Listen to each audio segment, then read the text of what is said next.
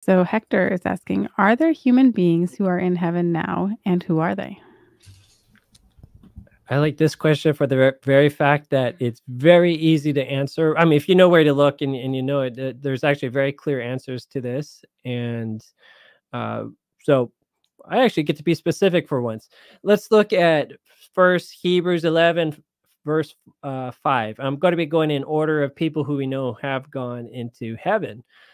So yeah, the answer is yes, there are human beings in heaven right now. It's probably a relatively very small crowd. There is a belief that when people die, their spirits go up to heaven, and everybody who's died, whatever, and was good, might be up there. But that's not what the Bible teaches, and we'll see why. It's very clear.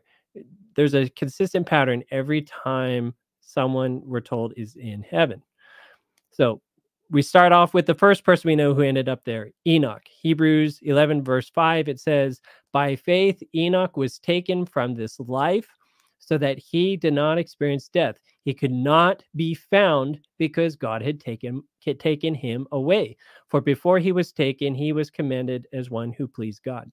And emphasis here is when it says he was not found, like there was no body left. God took his body is the implication here. Body and all, boom, he's taken, he's gone. The next person who was taken to heaven was Elijah. We see this in 2 Kings chapter 2, starting at verse 11. It says, then it happened as they continued on and talked. This is Elijah and his assistant Elisha. So they were walking and talking, and suddenly a chariot of fire appeared with horses of fire and separated the two of them. And Elijah went up by a whirlwind into heaven. And Elisha saw it and cried out, my father, the chariot of Israel and his horsemen. Part of me wonders if this is also what happened with Enoch, because we're not told what happened with Enoch. There weren't really probably any human eyewitnesses there, but thanks to Elisha, we are told there was that chariot that came and then physically took Elijah. And in fact, it seems like there was a transformation. He sort of got a new body the moment he's taken. He doesn't need his old clothes anymore, and his robe comes down. We see that, yeah. So it says, so he saw him no more, and Elisha took hold of his own clothes and tore them into two pieces. And then he grabs Elisha's robe. So again, no body left. It's taken up into heaven. The next person who ends up in heaven is probably Moses. We see this in Jude verse 9. It says, I was going to say chapter, but there's only one chapter for Jude. It says, but even the archangel Michael, when he was disputing with the devil about the body of Moses, did not himself dare to condemn him before slander, but says, the Lord rebuke you. So why is Jesus as Michael the archangel debating and fighting over the body of Moses? Well, this is probably the moment that Jesus went down to try to resurrect Moses and take him to heaven. Notice the body again. Jesus wants the body to take to heaven. We're always seeing the body going to heaven, not the spirits going to heaven, body and all, a living body.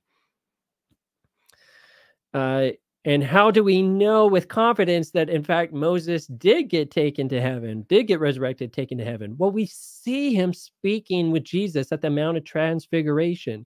This is covered in multiple of the Gospels, but this one you can find in Matthew chapter 17, verses 1 to 3. It says, now after 6 days, Jesus took Peter, James, and John and led them up on a high mountain by themselves. And he was transfigured before them. His face shone like the sun, and his clothes became white as the light. Sort of like that transformation I was talking about that Elijah seems to have gone through when he was being taken up in the chariot. It says, and verse 3, and behold, Moses and Elijah appeared to them talking with him. So we see Elijah. We know Elijah was taken up to heaven, and then there's Moses too. So Moses did make it into heaven. Then let's look at Matthew 27, verse 51. This is the one that probably most people miss and aren't aware of. But this is at least the fourth. This is actually now a group of people who we can see ended up in heaven.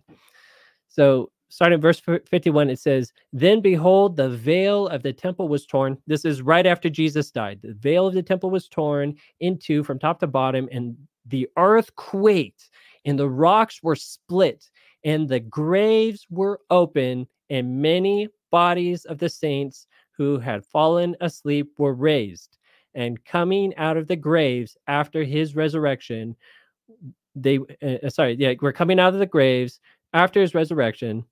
They went into the holy city and appeared to many. So, so Jesus dies. There's this huge earthquake, and it says many graves were open. And then it seems at the time when Jesus resurrected, it wasn't just him; other people resurrected too. And we have a time of multiple witnesses actually going into Jerusalem testifying as to Jesus' resurrection. I mean, can you imagine that? Not just Jesus being around and making sightings with his people, but who knows, maybe other people that were known, maybe prophets, maybe famous people were walking around Jerusalem saying, "I'm resurrected because our Messiah has come and I'm about to go to heaven with him." And this is, by the way, implicated in verses like Ephesians 4:8, where it says, "This is why it says, when he ascended on high, he took many captives and gave gifts to his people." So Jesus took people with him when he ascended then and returned back to heaven. And it's very interesting. I can't wait to find out who was that were part of this special mini resurrection with Jesus and are there to this day. And one interesting room I've heard is that the 24 elders we see in Book of Revelation might be some of these people. I don't know if there's a case. There's arguments back and forth on it, but that's one possibility, that the 24 elders might be some of these resurrected people. Tina, anything you would like to add on this? No, I think that was pretty good. I mean, definitely we got our solid 3, and then we don't know. So no, I think that's very accurate. So thank you so much for that.